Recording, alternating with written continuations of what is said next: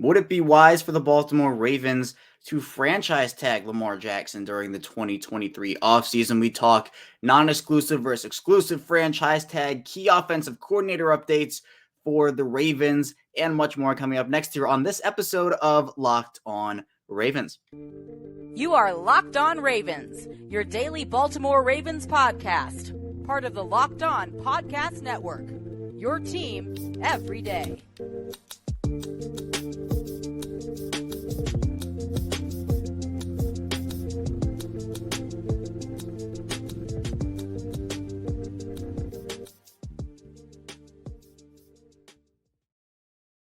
Welcome into another edition of the Locked On Ravens podcast, part of the Locked On Podcast Network, your team every day. I am your host, Kevin Ostrecker of Ravens Wire, and we are your daily Ravens podcast. We're free and available on all podcasting platforms. That includes over in video form on YouTube. And today's episode of Locked On Ravens is brought to you by Ultimate Football GM. If you ever dreamed of becoming an NFL general manager and managing your football franchise, this game is definitely for you. To download the game, just visit ultimate-gm.com or look it up on the app stores. Our listeners get a 100% free boost to their franchise when using the promo code Locked On in all caps in the game. And we are back here. I think a pretty jam-packed episode here on Wednesdays. We had a couple of news notes and things break for the Ravens. Not necessarily massive, but a lot of stuff we can talk about and dive into and actually relate back to yesterday's show, which is about the salary cap. So if you haven't watched that, I highly recommend it. But we are going to be talking a bit about the franchise tag and Lamar Jackson and what that decision would mean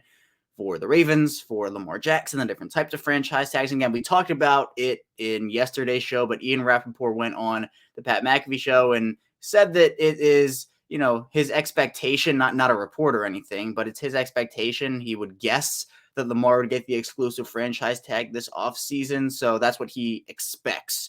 So we'll talk a bit about that in just the whole notion of the franchise tag and the Ravens and Lamar and what it would mean for the organization and for Lamar, etc. Then in the second segment, we'll talk a bit about a big offensive coordinator update. As Adam Schefter on Tuesday evening reporting that the Ravens are going to have a second interview with Seattle quarterback coach Dave Canales. So we'll talk about that a little bit, the offense Seattle runs, what that looks like, and if he would be a good fit based off of everything that has been known and has been pretty much made known about him for the Ravens position at offensive coordinator. Then in the final segment, we'll talk a bit about Pro Bowl Snoop, Tyler Huntley getting a Pro Bowl nod.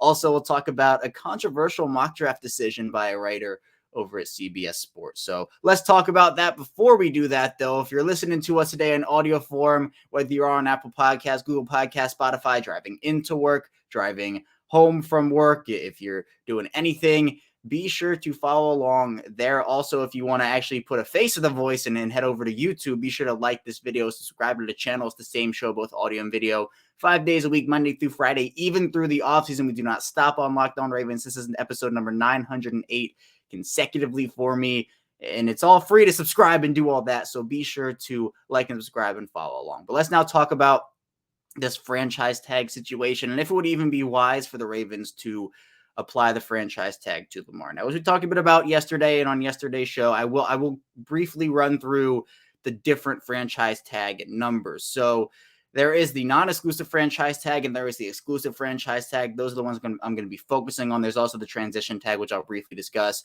On Monday, the NFL informed teams the 2023 franchise tag numbers. For quarterback, that number is $32.46 million. For non-exclusive, the transition tag number would be $29.54 million. And the actual exclusive franchise tag, and pretty much what the exclusive franchise tag is, you take the top 5 highest salaries of that position and you average them out. So I did a little research, did a little math, and this has already been put out there. But the top 5 highest quarterback hits currently at the time of this recording scheduled for 2023, Deshaun Watson, $54.9 million, so right around 55. Dak Prescott, $49.1 million. Patrick Mahomes, $46.7 million. Josh Allen, $39.7 million. And Ryan Tannehill, $36.6 million. So I added all those up. I divided by 5, put the little math hat on. $45,457,732.40. The 40 cents being the most important part, by the way. But so you're looking at an exclusive franchise tag number at the moment of about $45.4 million. Now, the difference between the non-exclusive franchise tag and the exclusive franchise tag, and the differences between those two, is the fact that it's mostly, again, salary cap, the hit that it would be versus who actually has a negotiating power.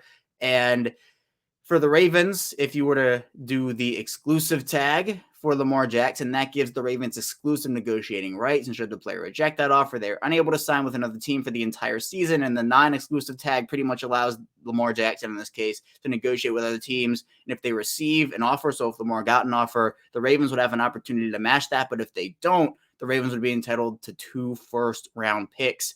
And the transition tag is pretty much, rather than top 5 at that position, it's top 10 highest paid players at the position. And there's no guaranteed compensation clause in that. And there's no promise of an asset at the end of that deal. So there would be no first round pick or anything at the end of that.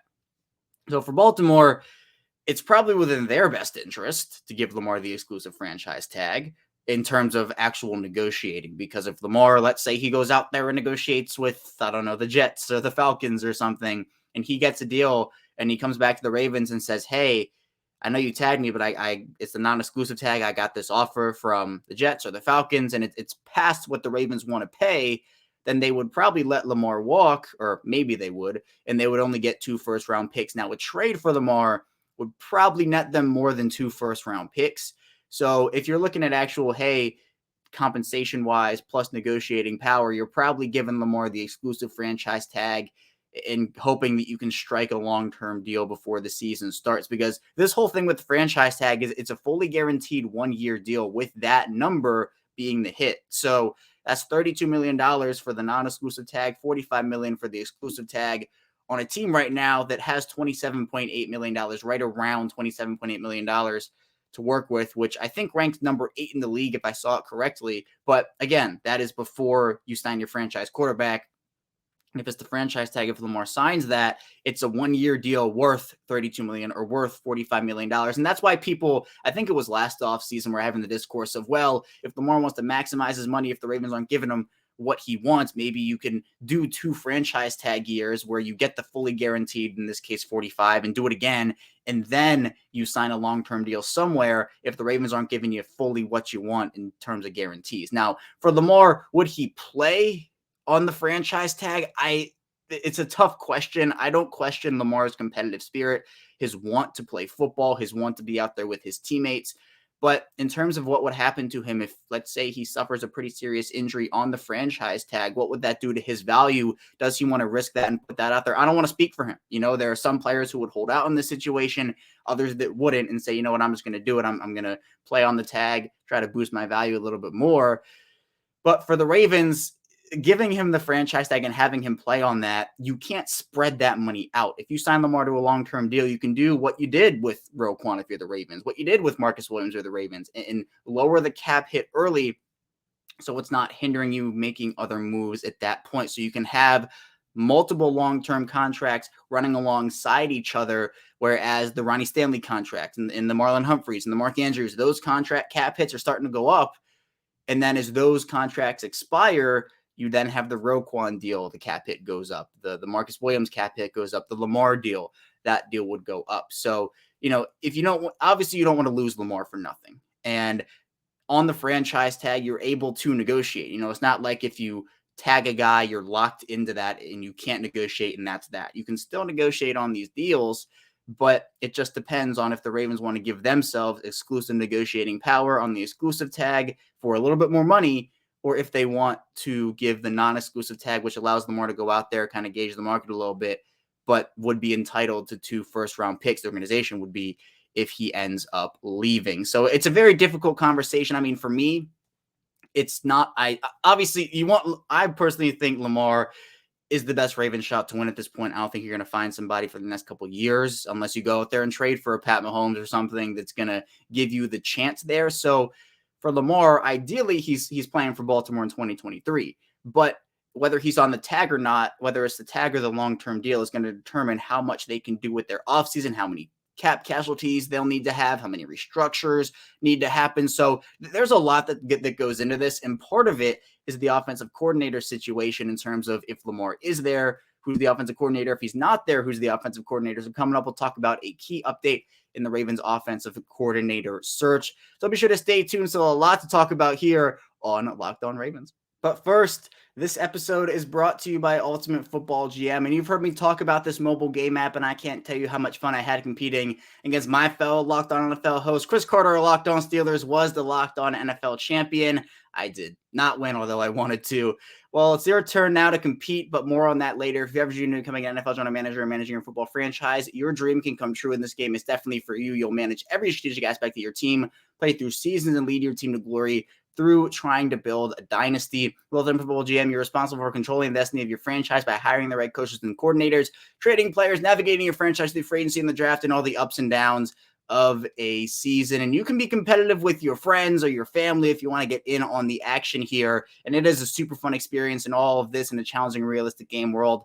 Ultimate Football GM is completely free and playable offline, so you can play on the go as you want and when you want to. And we've created Locked On leagues for you to compete against other Locked On fans all across the world. Can you be the ultimate Locked On Football GM? Choose the Locked On League in the app to join. Can you create a football dynasty? Locked On Ravens listeners get a 100% free boost to their franchise when using the promo code Locked On in all caps in the game store. That's Locked On in all caps, and make sure to check it out today. Down the game, just visit ultimate-gm.com or look it up on the app stores. That's ultimate-gm.com. Ultimate Football GM, start your dynasty today. We return here, our second segment of Locked On Ravens here on Wednesday, a midweek edition. Kevin Oestreicher still here with you again. Thank you so much for tuning in with us today and making us your first listen here on Locked On Ravens. And be sure to make your second listen Locked On NFL, as I do host the Monday show over there. And we have Senior Bowl coverage throughout Locked On, as we have hosts from around our network there. They'll be providing you coverage, live shows coming after practices, so be sure to check that out as well. But now let's talk about the Ravens offensive coordinator situation. And yes, I've definitely talked a lot about it, but we got an update. We got an update on Tuesday evening from Adam Schefter, right as I was about to record this. If I had recorded this and missed it, I would have been very sad. I've had to re-record shows because I've missed news before, but this time I did not. We're here talking about it now. And the Ravens, apparently, according to Adam Schefter, have a second interview with Seahawks quarterback coach Dave Canales. And I think this is very intriguing. Now, I know a lot of the attention in the Ravens offensive coordinator search has been around Eric Bieniemy and Zach Robinson, even Todd Monken, but Canales was one of those guys who was initially, made interested, or the interest was made known by Jeremy Fowler, I believe, was the one who had the report. And they get a second interview here. Canales is 41 years old, is a very long time Seattle coach, was brought in around the time Pete Carroll got there. He was actually the assistant strength coach at USC in 2009, and then obviously moved over to Seattle in that Pete Carroll era in 2010, where he actually was the wide receiver coach from 2010 to 2017. Then he moved over to the quarterbacks coach 2018 to 2019. He actually was then moved to the passing game coordinator 2020 to 2021, and actually moved back to quarterback coach in 2022. Now, with Canales, he knows a lot about football, and I think for Canales, he is a very bright, smart, innovative football mind, and the offense they run over there in Seattle. So their offensive coordinator, he was hired in 2021. Shane Waldron comes from the Sean McVay coaching tree. He was hired as a tight ends coach from the Los Angeles Rams in 2017. Well, he was from the Washington football team at the time. And so in 2017 was hired as the tight ends coach for the Los Angeles Rams under Sean McVay. And then in 2018 was named the pass game coordinator after Matt LaFleur became the offensive coordinator over for the Tennessee Titans. And then now he was hired in 2021, actually on my birthday, as the offensive coordinator for the Seahawks, and he replaced Brian Schottenheimer. And so the offense that they run over there in Seattle, I did a little bit of digging, a little bit of diving, and it comes from a bit of a McVay / Shanahan type of offense. In a Shanahan-style offense, at least, that scheme is built upon the stretch bootleg combination. So in the running game, it revolves more around outside zone play, so pretty much an off-tackle run, and then the offensive line pretty much works to that side of the play call, kind of overloading that one side. And then the frontline blockers will take on defenders in assigned tracks. And then the passing game is more a variety of bootlegs, and you have movement passes built off of that run action. So pretty much what you want is that bootleg action pretty much freezing a defensive end, or at least the backside defensive end, so you can actually have that guy running down the play. And then misdirections and all that, pretty much if you handle the ball correctly, or you can do clever stuff with it, you pretty much want to freeze the defense, and that allows your guys to either get open or your blockers to get into their assigned track or their assigned gap easier, and the defense doesn't really know what's going on. And so you can add crossing routes to this whole thing. You can do multiple different depths, so short, intermediate, deep as well. And so what Waldron has done is he's actually added, or what he did do is he added a bunch of different pre-snap motions, and they will use, obviously traditional stuff, but more blur stuff. And while guys are running away from the actual play, you'll catch the defenders because you're doing so many different things at the line. And it does look like the deception that the Seattle offense has, especially, you can talk about it with Russell Wilson in 2021 or Geno Smith in 2022. It's almost like eye candy stuff. So I think that obviously you're not talking about Shane Waldron, you're talking about Dave Canales, but he was, I think, a very big proponent in the Geno Smith resurrection, as people call it, who I think is probably the comeback player of the year at this point in terms of, what he was able to do. Now, it depends if you want to designate the comeback player of the year for injury versus reclamation story. And so I do know some people have that award is very much so for this one specific thing and not the other. So it depends who you talk to. But still, it was very impressive what Smith was able to do in this offense, and obviously under the tutelage of Dave Canales. So I think that this would be a fine hire by the Ravens. I'm definitely on board with this if this is the direction they decide to go in. The Seattle offense in 2022 was 10th in net yards per attempt. So they were 10th in passing and then 7th in rushing with 4.8 yards per attempt. So it was a very balanced offense. And I know so many people wrote off Seattle very early in the offseason once they traded away Russell Wilson. And the whole conversation was, well, is it going to be Geno Smith? Is it going to be Drew Lock? So I think that with what Seattle runs right now, him coming from that, obviously if Canales is the guy, he can add his own wrinkles in. And something else I want to talk about very briefly here is the fact that if Canales is brought over, it's going to be interesting to see with any external guy who he would want to bring into the Ravens organization, like his guys. For example, Mike McDonald, when he was hired, brought over Ryan Osborne, who was a defensive assistant over there in Michigan and was obviously a defensive assistant in Baltimore. I think he's now the defensive coordinator over at Charlotte, if I'm not mistaken. And then he also, David Ajabo was a Mike McDonald guy, and that he had multiple guys from Michigan come into the Ravens organization. So if it's Canales, what would that look like? Is it a different quarterbacks coach? Is it a different tight ends coach? Do they bring in a couple of Seattle players? So that is one aspect of this that's very interesting to me. But a second interview with Dave Canales, I think this is solid. I definitely feel like it could be a good match, especially with some of the stuff that Seattle runs over there.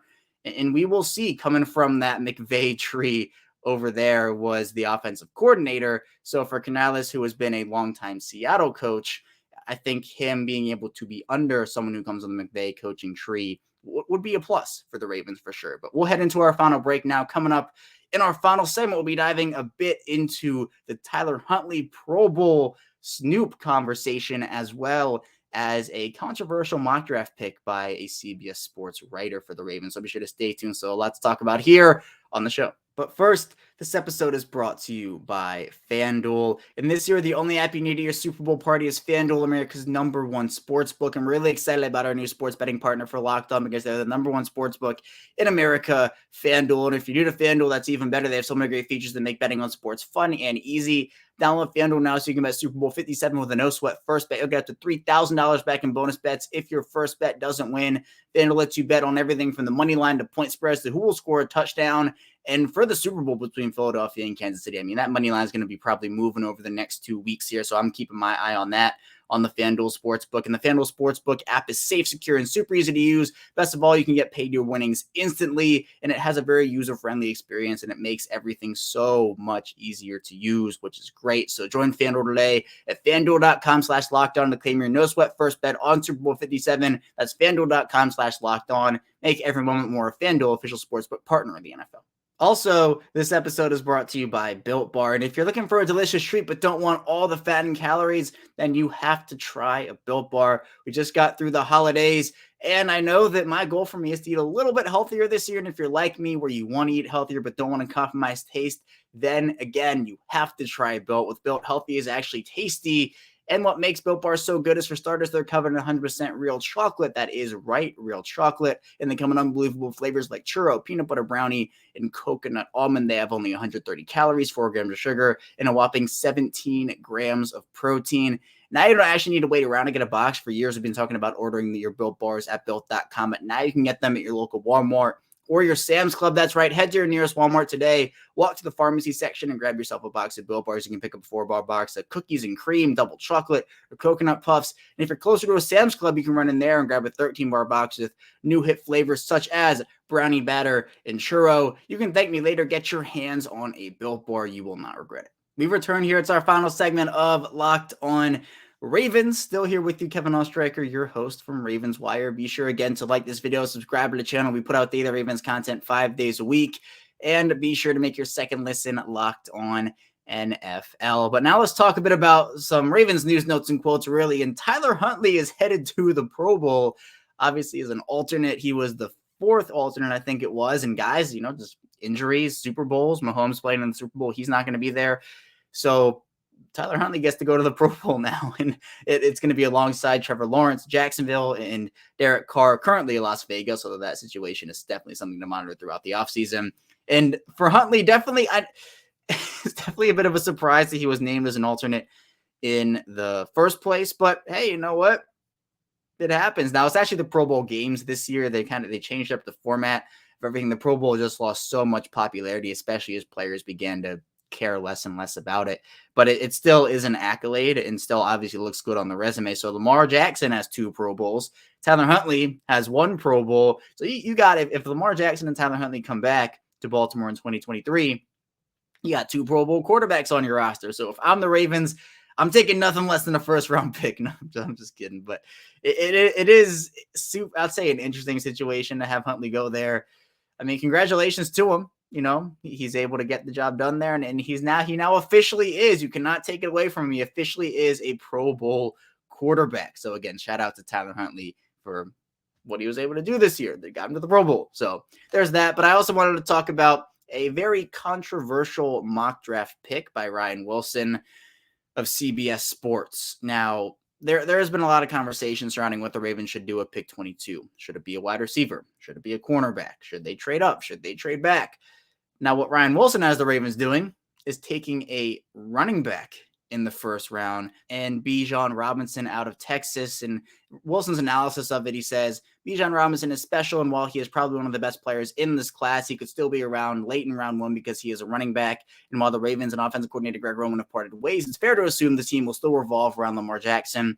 In the run game, J.K. Dobbins showed flashes after returning from ACL surgery, but there isn't a lot of depth behind him. A backfield of Jackson, Dobbins, and Robinson is a problem for the rest of the AFC, even if Baltimore has more pressing needs here. And so, yes, more pressing needs. I think that's a bit of an understatement here. The Ravens do still have J.K. Dobbins. Gus Edwards is still under contract as well. So, for Baltimore, investing another high draft pick in a running back after doing so 3 years earlier in the 2020 draft in J.K. Dobbins, I think you could definitely make a very good argument, and I'm going to make it, that the Ravens should draft a corner or a wide receiver over a running back, even multiple. You could argue defensive line. You could argue, maybe you could argue offensive line if you want to figure out the guard positions for the Ravens, if there's a guy you really like there in the first round. Now, Robinson, I'm not trying to sell him short on his talent. He is an incredible player, averaged 8.2 yards per carry as a freshman on 86 attempts, and then obviously got more of a full-time role his sophomore season, averaged 5.8 yards per attempt there, and then 6.1 in 2022 during his junior season. 3,410 yards on 539 carries, 6.3 yards per carry average for him, 33 touchdowns on the ground. That's not even mentioning his receiving. Not necessarily a super threat out of the backfield right now in terms of stats, 60 receptions, 805 yards, and 8 touchdowns over the course of his 3 years at Texas, but that's not nothing. Yeah, that's not nothing. So for Baltimore, I'm not denying that Robinson would be really cool in the Ravens offense, especially if you bring in a guy like Dave Canales or someone like that. But I just think if there is a guy like a Joey Porter Jr. or a Clark Phillips at the cornerback position, Jackson Smith and Jigba from Ohio State, Jordan Addison from USC at wide receiver, I just think you are better off at that position and then maybe taking a mid-round running back or signing a veteran running back to a very cheap deal. I just think investing that first-round pick, especially when you don't have a second-round pick right now, especially if you don't make a trade for, maybe you trade 22 for a later first and a second. But if you just pick Bijan Robinson at 22, it kind of pigeonholes you because you don't have that second round pick to work with this year because of the Roquan Smith trade. So then it would be, do you take a third round corner, a third round wide receiver? What do you do after that? So I'm not denying the talent Bijan Robinson has, and I think it'd be awesome, if the Ravens could get him in the third round or something, even in the second round, hey, sign me up for that.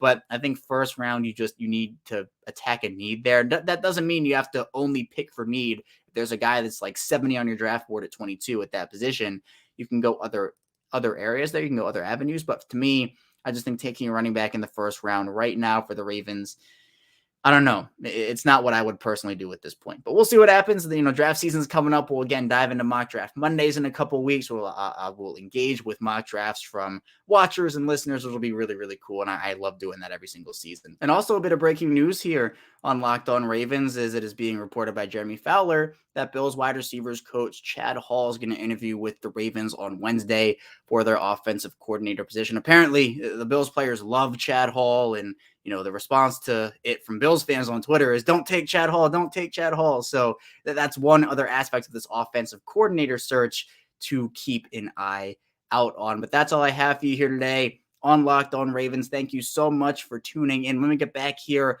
tomorrow, we'll be diving into more Ravens content with a very special episode. So be sure to stay tuned for that, and I will see you right back here tomorrow.